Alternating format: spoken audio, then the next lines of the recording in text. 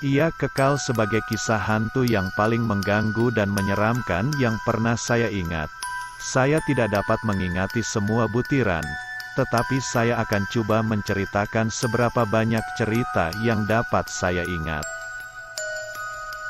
Bertahun-tahun yang lalu, di sebuah bandar kecil, di suatu tempat di Amerika Syarikat, sepasang suami istri dan anak perempuan mereka berpindah ke rumah usang. Pada suatu malam, anak perempuan itu dikejutkan oleh bau aneh di dalam bilik tidurnya. Pada mulanya, dia tidak pasti sama ada dia masih bermimpi. Dia sukar bernafas dan udara tebal dengan asap. Sambil dia mengerdipkan matanya dan melihat sekeliling, dia mendapati bilik tidurnya kelihatan berbeza. Kertas dinding itu sudah lama dan mengelupas di dinding. Permaidani yang nipis dan usang di beberapa tempat. Perabot di dalam biliknya kelihatan seperti perabot lama dan terdapat sarang labah-labah. Karena ketakutan, dia melompat dari katil dan coba menyusuri lorong ke bilik ibu bapanya.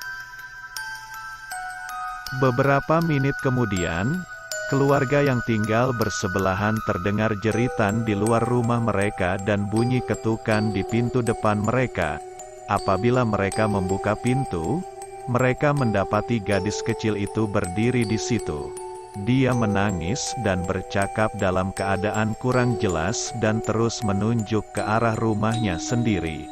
Apabila mereka memandang ke seberang, mereka melihat rumahnya terbakar. Mereka segera menghubungi Bomba. Beberapa menit kemudian, Bomba sampai dan memadamkan api.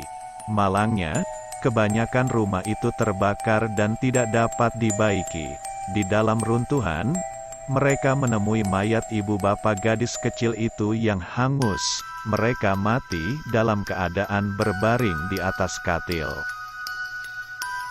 Apabila polis menyoal gadis kecil itu, dia memberitahu satu kisah yang mengejutkan dan sukar dipercayai. Apabila dia bangun pada waktu malam, dia pergi ke bilik ibu bapanya dan membuka pintu. Dia nampak satu situasi yang mengerikan. Ibu bapanya terbaring mati di atas katil dan terdapat dua budak lelaki kulit hitam berdiri di atas mereka. Salah seorang budak lelaki itu memegang gunting berdarah.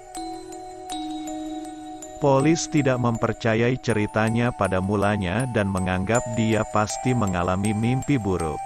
Tetapi apabila mereka meneliti sejarah rumah itu, mereka mendapati bahwa ia pada asalnya adalah sekolah pembaharuan untuk budak lelaki kulit hitam.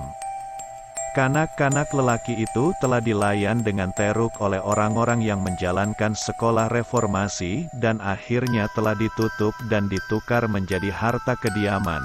Tiada siapa yang dapat meyakinkan gadis kecil itu bahwa apa yang dilihatnya hanyalah mimpi.